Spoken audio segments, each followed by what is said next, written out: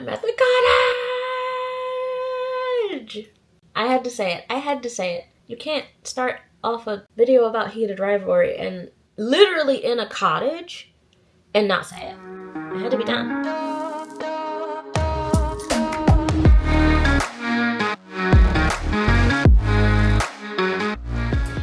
I am here today to talk to you about Heated Rivalry, the show. If you've been here for a hot minute, you may have seen my video about how I did not love Heated Rivalry, the book, that I thought it was indeed overhyped, and I did not get the hype. And so many of you commented and said that the books, meh, the show, stellar. Now, spoiler alert, I now agree with you. I do now agree with you because I have watched the first 3 episodes, and let me tell you, those boys over there knew what they were doing. They knew what they were doing, okay? All right. Today we're going to talk about my updated thoughts. And I also want to talk a little bit about other books that you could read if you loved Heated Rivalry. If you don't know this about me, I am a library worker. I work part-time in my local library, and through that job, I have the wonderful opportunity to create library displays every month. And one of my displays coming up is called Heated Rivalry. Oh my God. Can we just talk about how Heated Rivalry is one of the hardest things to say for someone who has a speech impediment, where it is hard for them to say their R's and their W's? It's like it's bringing back up traumas from the 2nd grade, and no one wants that. Heated Rivalry Withdrawals is the name of the display that I'm making. And it's basically just full of books that you might like if you really love Heated Rivalry. Either the show, or the book, or the series, or the idea of learning more about queer people in sports and athletics, maybe reading stories about other queer athletes, both fictional and nonfiction. My hope is to use Heated Rivalry as an introduction point to learning more and diversifying reading. So I'm really excited about that display. So I'm also going to spend a portion of the video giving you a few recommendations from that display, so that hopefully you can pick up those books at your local library as well. Now, before we get into me talking about how much I love this show now, I did want to touch on a point that I think is really important, and that is that while I am not going to erase Rachel Reed's bisexual identity, I am going to point out that I think it's important to make sure that we are reading books that are written in own voices. So while being bi does make you queer or part of the LGBTQIA community, I'm not saying that is not true. That is very much true. It does not make you a gay man. And in the same way that I love Kennedy Ryan's Kingmaker book, and while she is a Black woman, and none of the main characters in those books are Black women, that she did a lot of research, not only on some of the climate and economic themes that come up in those books, but also a ton of research and direct interviews with Native American people, because one of the main characters is Native American or indigenous in that book. And while she did a ton of research, and I respect that and do think it's a good book and will read it because I know that there was so much research done, that does not negate the fact that I also think it's important to read own voices, indigenous stories. Both can be true at the same time. And so I will also hold that same truth to Heated Rivalry. The author, Rachel Reed, is bi. She did interviews with gay men to make sure that it was true to the experience of a gay man, or at least the experience that they knew as a gay man. And at the same time, I think it's important to read books about queerness written by gay men, especially if the characters in the book are gay. So I just want to call that out. Again, y'all know I love me some nuance. Y'all know I love me some both and I think that's an important both and point that I didn't touch on in my last video, but I think is really critical to bring up as conversations about Heated Rivalry hopefully continue and have a really positive effect on sports and the LGBTQIA plus community. I really am loving some of the conversations and things that I'm seeing, and I also just want to encourage us to continue to have that nuance about them. It also relates to my library display, because that was one of the things that I was trying to be really, really thoughtful about in creating the display, is that there are as many own voices in it as I can get. The authors of the books are diverse, the characters within the books are diverse, and that was really important to me. So I'm really excited to talk about some of those books. We'll do that at the tail end, because I know that what you really want to hear is me gush about the show, and I'll give it to you. Okay, so I think there's probably like 3 main points that I want to make. Maybe 4, maybe 5. We'll see. It's at least 3 though. I know that.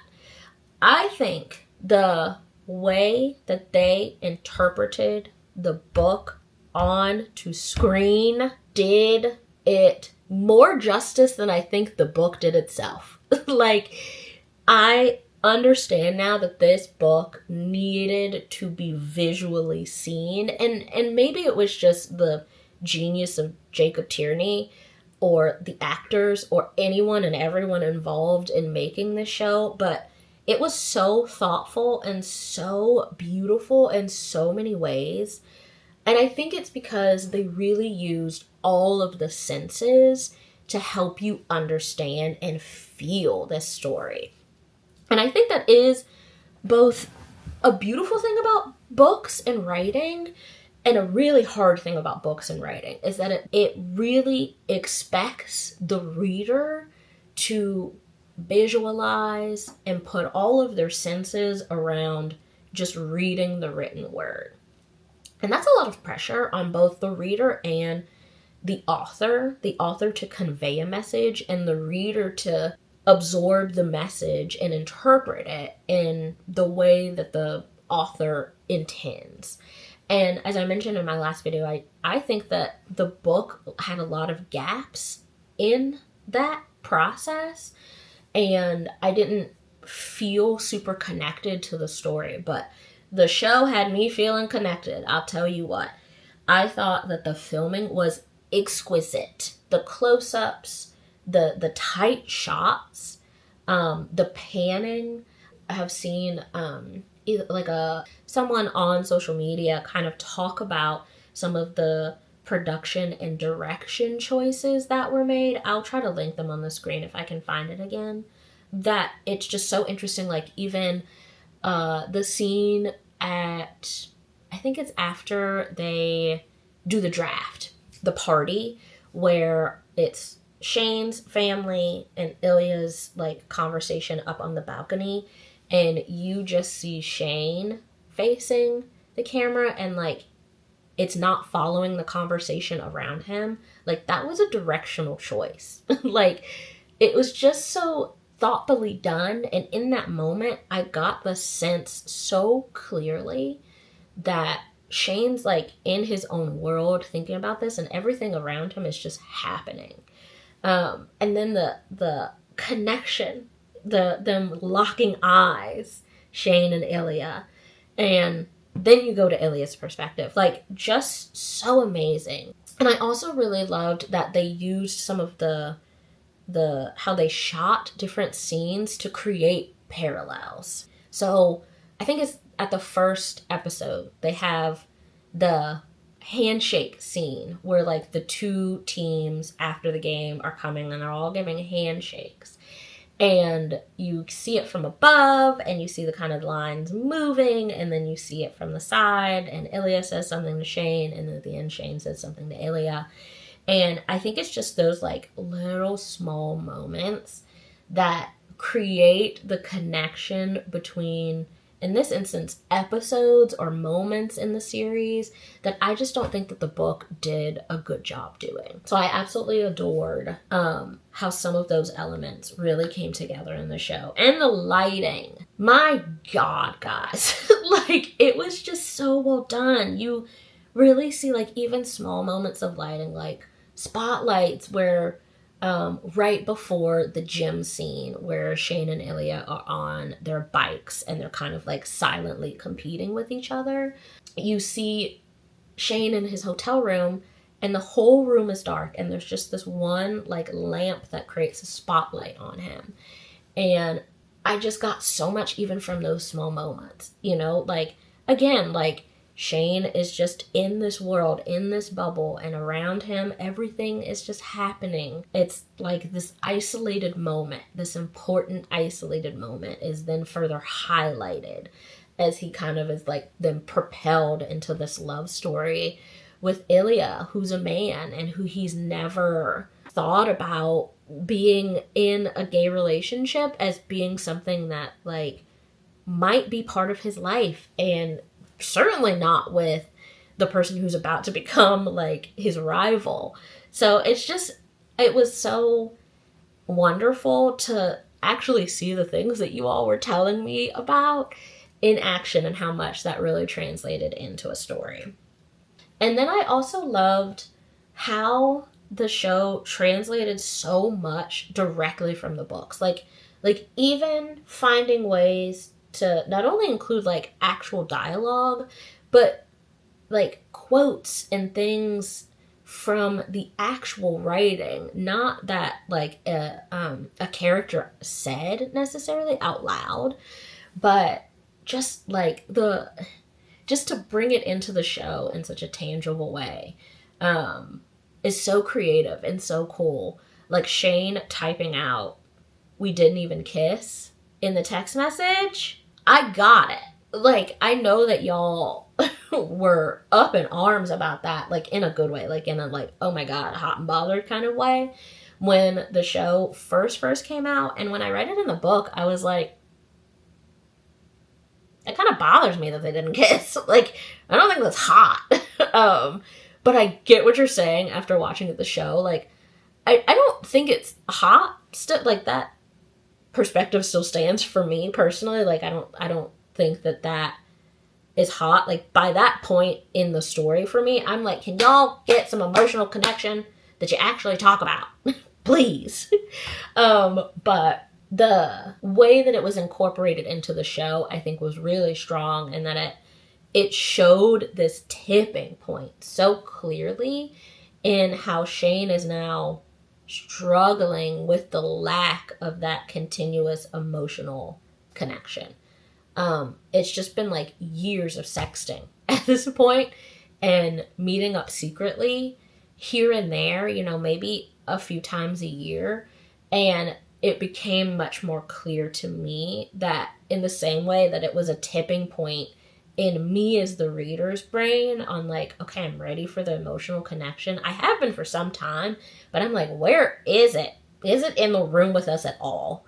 And Shane is going through the same thing. I don't often watch a show based on, or watch a movie even, based on a book and think that the show or movie is better than the written work. And this one has convinced me otherwise. Okay, let's talk about some of those books that I recommend from my library display. So first I'm going to recommend things that either I have personally read and loved, or different books by an author that I have read that I think you would like if you liked Heated Rivalry. So, Futbolista by Johnny Garzavia. I talk about this book maybe in at least every other video, but it was my favorite book of 2025. It is a gay sports romance. One character is bi, one character is gay. It's like, read it. Just read it. It's so well done.